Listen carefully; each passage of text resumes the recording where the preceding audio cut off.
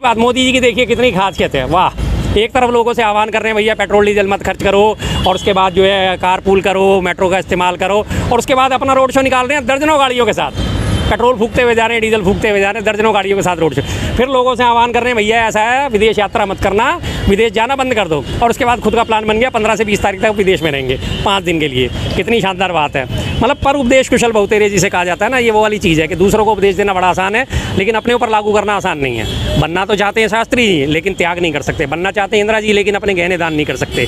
देश को लूटने का एक इकलौता मकसद इनका सिर्फ यही है। और सबसे बड़ी बात आज ये अपनी जो है मोदी जी अपनी भड़ास निकाल रहे हैं पूरी जनता के साथ। बार बार मोदी जी के आह्वान होते हैं मैंने 35 साल भिक्षा मांग के खाया, मैंने 35 साल भिक्षा मांग के खाया। तो आज पूरे देश के हाथ में कटोरा थमा देना चाहते हैं भैया गैस भी इस्तेमाल मत करो, पेट्रोल भी इस्तेमाल मत करो, डीजल भी इस्तेमाल मत करो, गाड़ियाँ भी मत खरीदो, खाने का तेल भी इस्तेमाल कम से कम करो, पराठे भी बना के मत खा लेना, गलती से कहीं तुम्हारे घर में कोई फंक्शन हो जाए तो पूरियाँ मत बना लेना, और उसके बाद अगर घर में तुम्हारी शादी ब्याह है कुछ है तो उसके बाद तुम सोना भी मत खरीद लेना।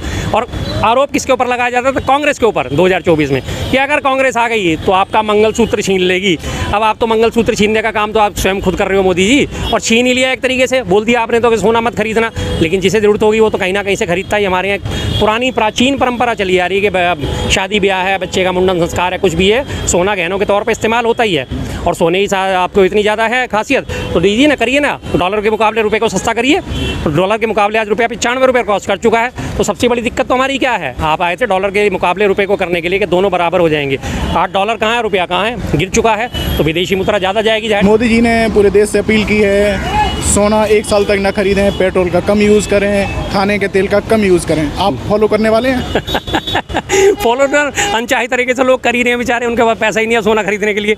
2024 की अब आपकी हमारी कई बार इस बारे में पहले भी बात हो चुकी है कि 2024 में सोना क्या था, 25-26 हज़ार रुपये तोला, 30 हज़ार रुपये लगभग पहुँचता था, 1.5 लाख से ऊपर पहुँच गया है। तो वैसी किसी की हैसियत नहीं बची इन 2 सालों में तो कि सोना ढंग से वो खरीद भी सके, लेकिन फिर भी मजबूरी में कहीं से खरीदना पड़ता है। तो उसके लिए भी मोदी जी ने आह्वान कर दिया कि भैया सोना मत खरीदो, हमारी विदेशी मुद्रा जो है इस मामले में सोने खरीदने में चली जाती है। अब अगर इसका कैलकुलेशन करी जाए तो हमारी विदेशी मुद्रा में हमारा कितना आयात होता है सोने का? लगभग 6 लाख करोड़ रुपए, 6 लाख करोड़ का पूरा एक लगभग फिगर है। लगभग 6 लाख करोड़ का सोना हमारे यहाँ पिछले साल में वित्तीय वर्ष में आयात हुआ है।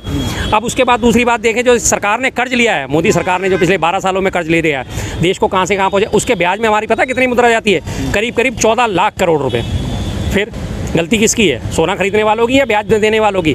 ब्याज और थोड़ा बहुत मूल मिला के हमारा करीब हर साल 14 लाख करोड़ सिर्फ ब्याज में ही चला जाता है। हमारी जीडीपी का करीब 25%। पिछले साल का बजट हमारा 50 लाख करोड़ के आसपास का था। अब आप हिसाब लगा लीजिए कि उसमें से 14 लाख करोड़ अगर सिर्फ ब्याज में ही जा रहा है तो कहाँ जा रहा है? ऐसी बात है। मोदी जी ने अपने भाषण में कहा कि जो युद्ध चल रहा है उसकी वजह से ये संकट आया। युद्ध तो बहुत पहले शुरू हो चुका था। युद्ध चल रहा है, युद्ध की वजह से संकट आया। और अभी कुछ दिन पहले मोदी जी का दूसरा बयान था। नेहरू जी ने जब कोरिया का युद्ध चल रहा था तो ये बोला कि कोरिया का युद्ध चल रहा है तो वैश्विक परिस्थिति में हम भी परेशान। वाह, क्या सोच थी! उसी सोच को आज खुद रिपीट करते हुए नजर आ रहे हो। उस टाइम उनको गलत ठहरा रहे थे। तब हमारे देश को आज़ाद हुए कितने साल हुए थे? मात्र 12 साल। ये 62 के आसपास की बात है, 60-62 के आसपास की बात है जब भी कोरिया युद्ध हुआ था। 47 में आ जाए तो 12-15 साल गिनती मान लीजिए, 3 साल और पहले 15 साल। और आज हमारे देश को आज़ाद हुए कितने हो गए? 75 साल। एक तरफ रोज़ हमारे को घुट्टी पिलाई जाती है भैया हमारे देश जो है चौथी इकनॉमी बन चुका है। कुछ अति उत्साही लोग तो उसे तीसरी भी बता देते हैं, जबकि हालांकि आज हम 6ठी पे वापस आ गए हैं। अति उत्साही लोग बता देते हैं, हालांकि वही है। और दूसरी तरफ सुबह सुबह घुट्टी पिला के चौथी इकनॉमी। और हालत क्या मजबूर करे यानी कि पेट्रोल भी मत खरीदो, डीजल भी मत खरीदो, विदेश यात्रा भी मत करो, पराठे भी मत खाओ, पूरी भी मत खाओ, और उसके बाद सोना भी मत खरीदो। एक आदमी को इतना मजबूर कर दिया। और दूसरी तरफ हवाला देते हैं हम चौथी अर्थव्यवस्था है। तो काय बात की चौथी अर्थव्यवस्था भाई? 81.5 करोड़ लोगों को आप राशन दे के पाल रहे हो 5 किलो, फिर कह रहे हो चौथी अर्थव्यवस्था। करना क्या चाहते हो मोदी जी? आपके बस की कुछ नहीं है। उतर जाइए, इस्तीफा दीजिए, देश को वापस सौंप दीजिए कांग्रेस के हाथों में। कांग्रेस ही इस देश को चला सकती थी, कांग्रेस ही देश को चला सकती है, और कांग्रेस ही देश को चलाएगी। जब युद्ध शुरू हुआ, मार्च का महीना था, उसके बाद जो है 5 राज्यों में चुनाव आने वाले, तो कहीं ना कहीं चुनाव में फर्क ना पड़े, कुछ सीटें कम ना हो जाएं। बिल्कुल। क्या ये तभी आह्वान नहीं करा गया था? तभी आह्वान नहीं करा गया कि अगर वो आह्वान उस टाइम करते कि भैया पेट्रोल कम इस्तेमाल करो, या खाने का तेल कम इस्तेमाल करो, या सोना मत खरीदो, तो जाहिर सी बात है इनको कहीं ना कहीं तो आलोचना सहन करनी पड़ती। चुनावी नतीजे मन मुताबिक आ गए। मन मुताबिक आते इन्होंने बोल दिया भाई अब तो मैं ठीक हूँ, अब तो मैं फ्री एंड फेयर हूँ। और उसके बाद पर उपदेश कुशल बहुतेरे दोबारा से कहूँगा, घोषणा करते ही इतने बड़े रोड शो करने चले गए दर्जनों गाड़ियों के काफिले के साथ। तब आपका पेट्रोल डीजल नहीं फूका। और उसके बाद अब विदेश यात्रा खुद करने जा रहे हो 5 दिन लगातार। क्या लेके आओगे वहाँ से? कुछ भी नहीं लेके आओ। अडानी के लिए आप काम धंधा लेके आओगे, और इसके अलावा देश के लिए तो आप कुछ नहीं लेके आने वाले। तो बस वही है कि आप जो है पेट पे पट्टी बांध लो, लेकिन मैं राजाओं की तरह जीऊँगा। मोदी जी ने जब आह्वान किया उसके बाद वो एक जो एयर शो भी देख रहे थे उसकी भी आलोचना हो रही है। हाँ जी, एयर शो देख रहे थे कि एयर फ्यूल जो है वो ऑलरेडी करीब करीब पिछले के मुकाबले 30 से 40% बढ़ चुका है, और उसके बावजूद भी अननेसेसरी तरीके से उसको एयर शो को ऑर्गेनाइज करा गया। जब आपने बचत करनी है तो ऊपर के लेवल से बचत करना शुरू करो। मैं मतलब ऐसा बाप हूँ कि मैं अपने बच्चे को कह रहा हूँ, बेटा तू सिगरेट मत पियो और उसके बाद तू दारू मत पियो, तू गुटखा मत खाइयो, लेकिन मेरे मुंह में गुटखा भी है और मैं सिगरेट के सुट्टे भी लगा रहा हूँ और पैक मेरे सामने रखा हुआ है। और उसके बाद मैं अपने बच्चे को कहूँगा, बेटा मैगी मत खाइयो, मैगी पेट के लिए, सेहत के लिए खराब होती है, तू मत पियो सिगरेट शराब और ये सब चीज़ें, मेरी सेहत के लिए खराब नहीं है तो मेरी सेहत के लिए भी तो खराब है। जब मैं इस काम को नहीं करूँगा तभी मैं अपने बच्चे को उपदेश देने का हकदार हूँ। इस मामले में गांधी जी का मैं बार बार उदाहरण देता हूँ। गांधी जी के पास एक उनके आश्रम में एक महिला पहुँची, गांधी जी से उनसे बोला कि महाराज, महात्मा जी ये मेरा बच्चा जो है चीनी बहुत खाता है, आप इसे कुछ उपाय बताइए। तो मेरे पास 15 दिन बाद आना। क्या ठीक है जी, वो गांधी जी की बात मान के चली गई वापस। 15 दिन बाद वापस है, फिर उन्होंने बच्चे को, बेटा बच्चा है ज़्यादा चीनी खाना ठीक नहीं है, इससे दांतों में कैविटी होती है, दांत सड़न होने का नुकसान होता है, तो चीनी कम खाना शुरू करो। कि महात्मा जी से बोली, महात्मा जी गांधी जी आप ये बात तो 15 दिन पहले भी बोल सकते थे। तो महात्मा जी ने पता क्या जवाब दिया कि मैं भी 15 दिन पहले चीनी ज़्यादा खाता था, पहले मैंने अपने आप को कम करा है चीनी खाना, तब मैं इसे उपदेश देने के काबिल हुआ हूँ। अगर मैं खुद खाता रहता और इसे उपदेश देता तो ये उपदेश निरर्थक था। तो आज वही मोदी जी हैं, उपदेश तो दुनिया भर को दिए जा रहे हैं, लेकिन अपने ऊपर कितना फार्मूला अप्लाई कर रहे हैं वो नहीं कर रहे हैं। दर्जनों गाड़ियों के साथ काफिला चलता है, कम से कम 4 दर्जन से ऊपर गाड़ियाँ उनके काफिले में मौजूद होती हैं, और उसके बाद उन्हें एम्बुलेंस को रास्ता दिया जाता है, सारे रास्तों पर ब्लॉक कर दिया जाता है, उनके पेट्रोल डीजल फूकते रहते हैं, लेकिन जनता को पेट पे पट्टी बांधने की सलाह देंगे जरूर। राहुल गांधी कह रहे हैं कि 12 साल की नाकामी अब दिख रही है। बिल्कुल नाकामी है, हर चीज़ में नाकामी है। आप ये बताइए इन्होंने कहाँ सिर्फ इन्होंने कामयाबी हासिल कहाँ करी है? विपक्ष की आवाज़ दबाने के लिए। विपक्ष का भी आपने देखा होगा, सबसे बड़ी उदाहरण तो अभी विपक्ष का आवाज़ दबाने का आपने देखा, टीवी के सांसद जो वहाँ पे उन्होंने वो शपथ ली, अपने मुख्यमंत्री पद की शपथ ली, उनकी राहुल गांधी जी के साथ वीडियो वायरल हुई इंस्टा पे, वो एकदम से धड़ाधड़ इंस्टा इतनी ज़बरदस्त वायरल हुई कि कई मिलियन क्रॉस कर गई वो। उधर से मेटा का जो है ऑफिस सर्कुलर आ गया कि आपकी जो है हमारे मेटा के नियम कानूनों के अनुरूप नहीं है, उसे हटा दिया गया इंस्टा में।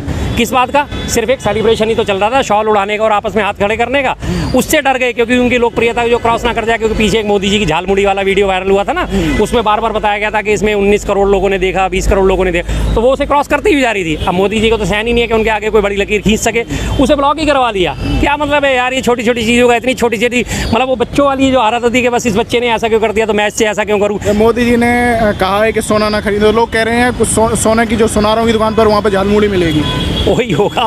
वो तो खैर उनकी कहने की बात है, लेकिन देखिए आप और हम सब जानते हैं सोना कोई ऐसी चीज़ तो है नहीं कि लोग जाए, चल भाई घर में बैठे, चल यार शॉपिंग करने चले यार सोना खरीद लाते हैं। क्या कोई ऐसी चीज़ है कि चल यार प्यास लगी चल जाके सोना खरीद लाते हैं? इसमें हमारे, मैं बताता हूँ, 2-4 लोगों का बहुत बड़ा योगदान है। आपने अक्सर अखबारों में एक फ्रंट पेज पे विज्ञापन आता है टाटा का, तनिष्क का, उसमें हमारे एक भारत रत्न है सचिन तेंदुलकर साहब, वो उसमें क्या कहते हैं कि आप अपने देश की तरक्की में योगदान दीजिए, अपने पुराने सोने का उपयोग कीजिए। हमारा सोना जो बहुत ज़्यादा आयात होता है, तो अपने पुराने सोने को निकालिए, उसके गहने बनवाइए।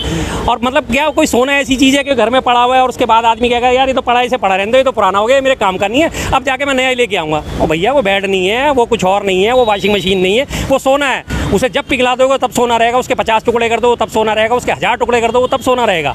वो सोना जैसा था वैसे ही रहेगा। रही बात जेवर की, जेवर पे जाके एक बार सुनार के पास जाते हैं शादी ब्याह में, भैया इस पे पॉलिश कर दियो, सुनार उस पर दोबारा से एक बार पॉलिश कर देता है, जेवर फिर नहीं के नहीं। लेकिन वो ऐसा दिखाते हैं कि भैया लोगों ने तो इसमें पता नहीं घरों में पड़ा है सोना, यार बेकार ही पड़ा है, और खरीदने में खामा खा पैसा खर्च कर रहे हैं। अरे लोगों को रोटी खाने को नसीब नहीं हो रही, सोना तो बहुत दूर की बात है। और ये सोने का आह्वान पता है मैं आप उन्होंने क्यों करा इन्होंने कि सोना ना खरीदो? क्योंकि तमिलनाडु में जो सरकार बनी है ना, उसमें वहाँ के विजय साहब ने जो बोला था कि प्रत्येक गरीब कन्या के विवाह में 8 ग्राम सोना दिया जाएगा, तो अब उन्होंने पहले से पहले दे दिया कि इन्हें देना ना पड़े। मैंने तो आह्वान कर दिया था तो वो दे क्यों नहीं? असल बात ये है, जलन है इस बात की। और कहीं ना कहीं जो सुनार मार्केट वहाँ भी पैनिक फैला है एक तरीके का। वहाँ तो पैनिक फैला है, लेकिन वो पैनिक खैर कामयाब नहीं होने वाला, क्योंकि मैं बता रहा हूँ ना, आपके घर में शादी होगी, आप भी चाहे मोदी जी की बात पे कहीं यकीन नहीं करोगे, आपको जाना ही पड़ेगा। मोदी जी कहते हैं रोटी नहीं खाओ, तो क्या आप रोटी नहीं खाओगे? खाओगे भाई, जब आपको भूख लगेगी। प्रत्येक व्यक्ति ये काम तो करेगा, जैसा था वैसा ही रहेगा, इसमें कोई दो राय नहीं है, कोई फर्क नहीं पड़ने वाला उनके कहने से। सोना कोई ऐसी वो नहीं है, मैं कह रहा हूँ ना कि सोना ये नहीं है यार चलते चलते एक पड़ा है घर में, चल एक और खरीद लिया, चल यार घर में एक चीज़ ये पड़ी है, हमारे पास ब्लूटूथ समझ लीजिए, छोटे से हमारे ईयरफोन पड़े हैं, एक पड़े एक और अच्छे लगे, अच्छे डिजाइन के, एक और खरीद लो यार, पड़ा रहेगा। भैया सोने में लाखों रुपया लगता है, सोना ऐसा नहीं खरीदा जाता, बहुत ज़रूरत होती है, बहुत ज़्यादा नेसेसिटी होती है, तब जाके सोना आदमी खरीदने के लिए सुनार की दुकान पे पहुंचता है। चांदी भी खरीदने की अब तो हैसियत से बाहर कर दिया था, चांदी भी 2 लाख से 3 लाख 3.5 लाख पहुंच गई थी। तो इसे सरकार चाहती है हमारी विलासिता में कोई कमी ना आए, लेकिन आप जो है जैसे इनके पुराने मंत्री, बगल में प्याज दबा लो गर्मी नहीं लगेगी, लेकिन खुद के जो ऑफिस हैं वो सारे एसी से भरे पड़े हैं, गाड़ियाँ एसी हैं, सब कुछ एसी है, घर पूरा सेंट्रलाइज एसी है, ऑफिस सेंट्रलाइज एसी है, सब कुछ है। तो जनता को तो उपदेश देने बहुत ज़रूरी है कि भैया तुम तो प्याज बगल में दबा लो, तुम्हें गर्मी नहीं लगेगी, लेकिन मैं तो एसी में रहूँगा। वही हाल मोदी जी का, एक सूट पहनने के बाद दोबारा उस सूट को रिपीट नहीं करते, एक ड्रेस पहनने के बाद दोबारा वो ड्रेस रिपीट नहीं होती। दिन में अगर 6 प्रोग्राम है तो 6 के 6 प्रोग्राम में आपको अलग ड्रेस नजर आएगी। लेकिन जनता को कह रहे हैं भैया अपने पेट पे पट्टी बांध लो, रोटी भी मत खाना, पूरी भी मत खाना, सोना भी मत खरीदना और पेट्रोल डीजल भी मत खरीदो, वर्क फ्रॉम होम करो, बस।